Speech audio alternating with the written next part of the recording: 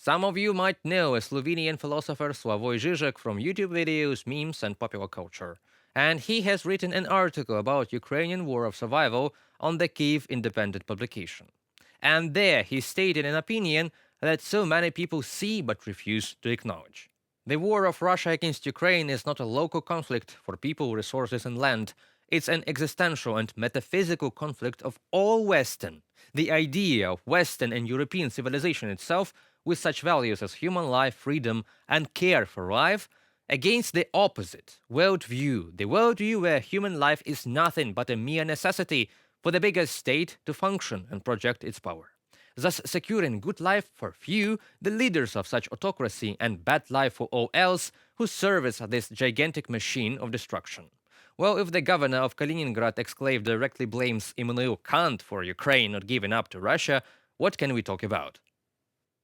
Alekhanov described Kant as a spiritual creator of the modern West, responsible for ideas such as freedom, the rule of law, liberalism, and the European Union. If Ukraine resists Russia in defense of these values, Kant's philosophy indirectly supports Ukrainian resistance. Such statements, however outlandish, highlight the metaphysical stakes of the war.